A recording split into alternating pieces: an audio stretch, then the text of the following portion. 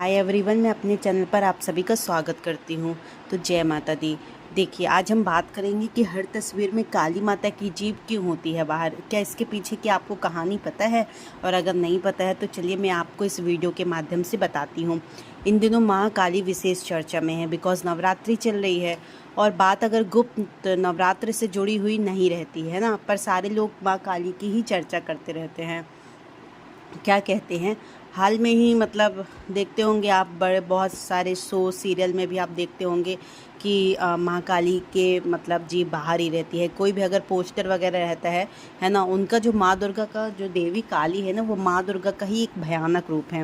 वे ब्रह्मांड की दिव्य स्त्री ऊर्जा का प्रतीक मानी गई है। माँ काली बुराई का नाश करती हैं और शक्तिशाली मानी जाती हैं। वह नश्वर हैं और राक्षसों और देवताओं द्वारा समान रूप से पूजनीय हैं, जो उनके क्रोध का सामना करने से डरते हैं।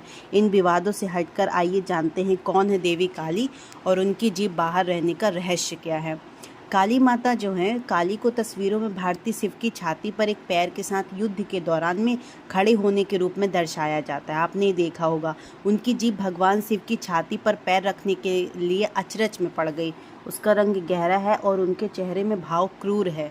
उनके चारों हाथों को दर्शाया गया है। ऊपरी हाथों में से एक में वह खूनी कृपाण रखती हैं, तो दूसरे ऊपरी हाथ में वह कटा हुआ एक राक्षस का सिर रखती हैं।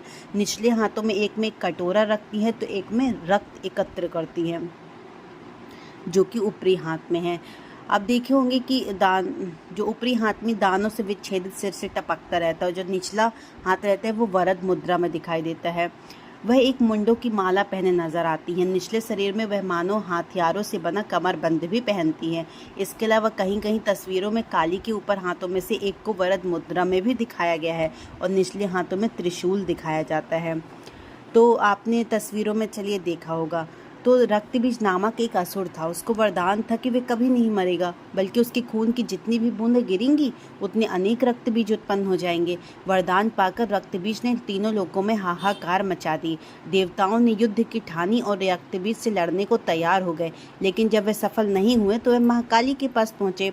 माँ काली ने अपना विभत्स रूप लेकर देवताओं की मदद के लिए युद्ध भूमि में पहुंची। युद्ध के दौरान उन्होंने रक्तबीज की एक भी बूंद जमीन पर नहीं गिरने दी, बल्कि अपने जीभ को बाहर करके उनका पूरा रक्त पी लिया। रक्त बीज तो समाप्त हो गया, लेकिन माँ काली इतनी ज़्यादा कुपित हो गई कि उन्हें कोई शांत कराने में नाकाम रहा। तब देवताओं ने भोलेनाथ से विनती की कि महाकाली को शांत कराएं। तब भगवान शिव ने कई प्रयास किए, पर वो असफल रहे। फिर भोलेनाथ काली को रोकने के लिए उसके सामने लेट गए। जैसे ही गुस्से में महाकाली ने अपने कदम बढ़ाए, उन्हें एहसास हुआ कि भगवान शिव के ऊपर वो चरण रख रही हैं। यह देखकर वे शांत हुई और चरण के पास जाकर लेट गई। इतने में महाकाली ने देखा कि वे शिव पर कदम रख रही हैं, और तब महाकाली को तभी उनको गलती का एहसास हो गया और अपनी शर्मिंदगी में अपनी जीभ बाहर निकाल ली।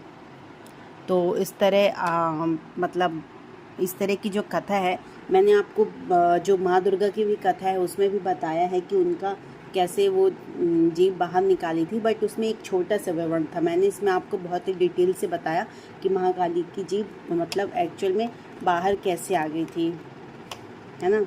और हर फोटो में आप देखते होंगे, हर तस्वीर में देखते होंगे, हर मूर्ति में देखते होंगे कि महाकाली की जीभ बाहर होती है। तो वो क्यों होती है?